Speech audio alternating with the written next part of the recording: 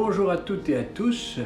Aujourd'hui, je voudrais vous parler de Bouteflika et aussi de ses prédécesseurs qui ont laissé aux générations futures une facture qu'elles devront payer pendant des années, des décennies même.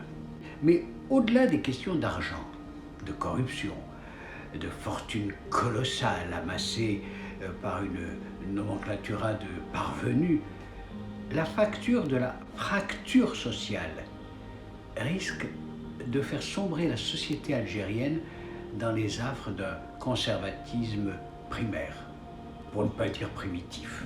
Bouteflika, il a eu tout le temps pour mener méthodiquement à terme son projet de déstructuration du socle psychologique sur lequel était édifiée la société algérienne. Tout a été dévalué.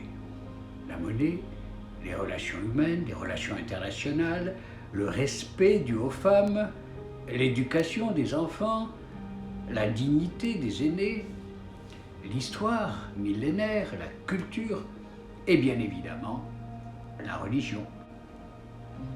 L'islam, autrefois pratiqué dans une ferveur sereine, cet islam a été recouvert d'une poussière étouffante. Des millions de musulmans se disent offusqués par des caricatures. C'est vrai qu'elles n'étaient pas toujours humoristiques. Beaucoup de ces gens, en tout cas, se comportent comme des prophètes, en s'auto-proclamant détenteurs de l'absolue vérité, brandis comme une loi caricaturale, dépouillée de toute humanité, et engagent leur soumission. Bouteflika leur a offert le pays, en suivant exactement le modèle, entre guillemets, de l'Arabie saoudite. À moi le pouvoir des armes, des richesses naturelles, des banques. À vous le pouvoir sur les esprits.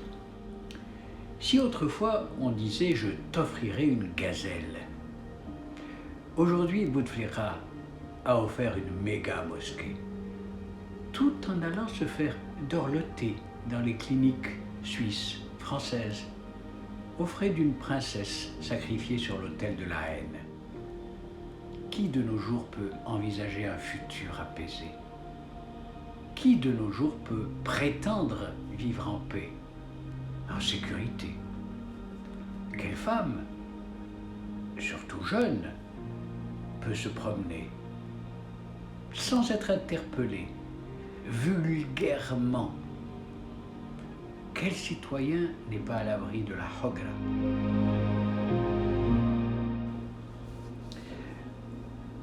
Bouteflika a ouvert une boîte de Pandore, d'où sont sortis des petits coqs de basse-cour, des ministres ignares, des généraux d'opérette et des diablotins qui jouent avec les flammes d'un enfer qui est devenu bien réel.